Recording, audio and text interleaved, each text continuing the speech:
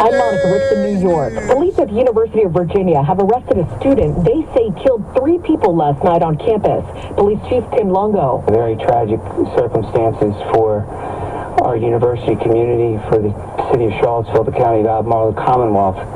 It's especially tragic for a small number of families who we've had to break some really bad news to. 2 others were hurt in this shooting. A motive is still unclear. President Biden spent more than 3 hours meeting with China's president today ahead of the G20 summit. CBS's Stephen Portnoy is traveling with the president now in Bali. The president said one of his goals going into the meeting was to ensure that he and Xi Jinping don't misunderstand one another. He says he informed the Chinese leader that if North Korea continues its provocations, the U.S. might ramp up its military presence in the region. We'd be more up in the face of China, but it wouldn't be because of China. It'd be because of what was going on in North Korea. The White House hopes Beijing uses its influence with Pyongyang to stave off another North Korean nuclear test. Here at home, a setback for Mr. Biden's student debt relief program. A federal appeals court has agreed to a preliminary injunction that halts the program while a legal challenge plays out. States including Arkansas, South Carolina, and Missouri have sued to block the program. It follows a similar move by a federal judge in Texas in a separate lawsuit. CBS's Steve Dorsey.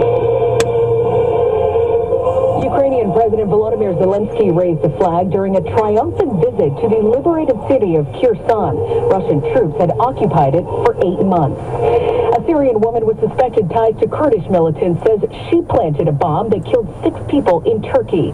CBS's Vicky Barker. Phone footage captured the moment of the blast on a crowded shopping street in downtown Istanbul. Terrified pedestrians ran for their lives. Police say a woman sat on a bench for 45 minutes before walking away. Moments before the blast, a suspect has now been arrested. A Grammy winner may never sing again. Here's CBS's Matt Piper. Roberta Flack's voice has been around for decades.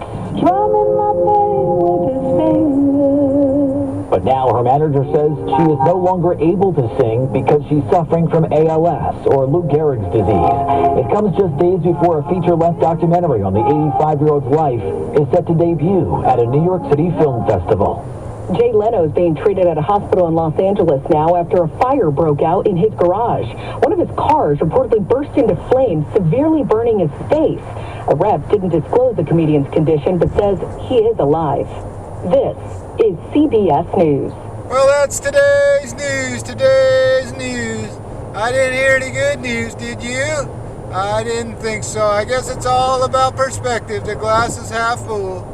Well, as always, I want to thank you again for coming along with me on these Dash Cab News adventures. You know the drill. Peace, love, and all that hippie jazz. Bye-bye, everybody.